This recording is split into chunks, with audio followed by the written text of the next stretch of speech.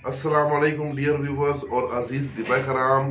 हकीम मोहम्मद अकरम साहब फ्राम वजीराबाद, उन्होंने हमें अपने मतलब के मुजर्रब तरीन और आजमूदा नुस्खे अनायत फरमाए जो कि हमारे व्यूवर्स ने बहुत पसंद किए।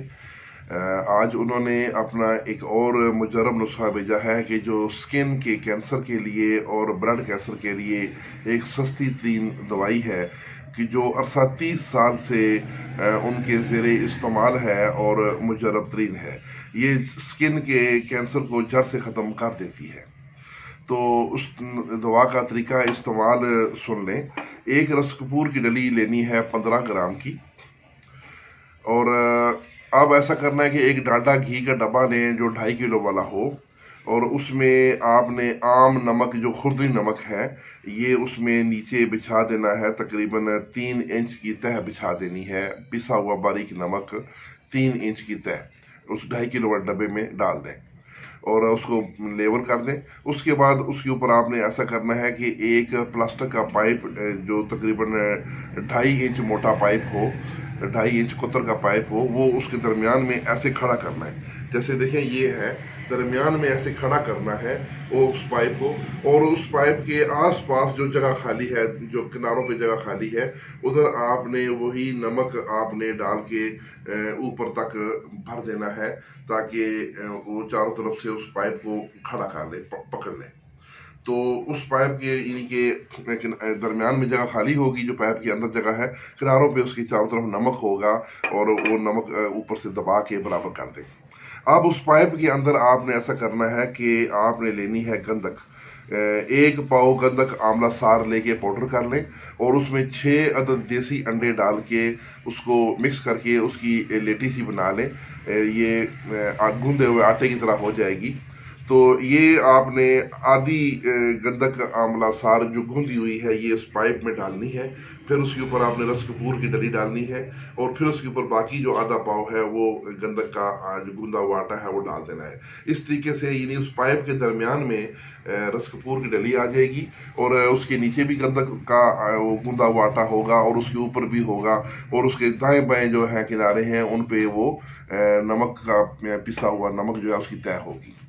अब ऐसा करना है कि उसके ऊपर भी थोड़ा सा ना नमक डाल देना है पाइप। अच्छा, और उसके बाद फिर पाइप निकाल लेना है। जब आप पाइप निकाल लेंगे तो गंधक के आसपास जो नमक है वो उससे टच हो जाएगा, और यानी कि ये सब कुछ बराबर हो जाएगा। अब ऐसा करना है कि इसके नीचे आपने एक चौबी आग जो है वो 80 घंटे की लगातार मुसलसल आग देनी है, 80 घंटे की।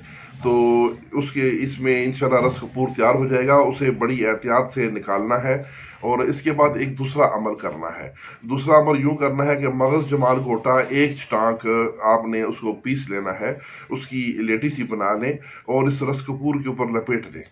ये जो डली निकालेंगे पहले अमल में से, उसके ऊपर ही रस कपूर का वो लेटी ऊपर लपेट दें, और 2 प्यालों में बंद करके उसको 8 घंटे की उसको रेग जंतर आग देनी है। 1 छटाक मगज जमाल गोटा वाले ये 3 अमल करने हैं, ये 3 मरतबा ये अमल करना है। तो बस दवाई तैयार है। इसे खूब इस रस कपूर को खल कर लें, तो ये आपकी दवाई तैयार है। अब ये इस्तेमाल कैसे करवानी है? हमारे पास 2 किस्म के मरीज होते हैं, या सर्द मिजाज होंगे तो या गर्म मिजाज होंगे। सर्द मिजाज वालों को ये दवाई जो है 1 चावल रोज़ाना नाश्ते के बाद, नाश्ते के 1 घंटा बाद दूध और मक्खन के साथ आपने देनी है। जबकि गर्म मिजाज वालों को आपने ये जो दवाई देनी है उसके लिए थोड़ा सा उसको मज़ीद तैयार करना पड़ेगा।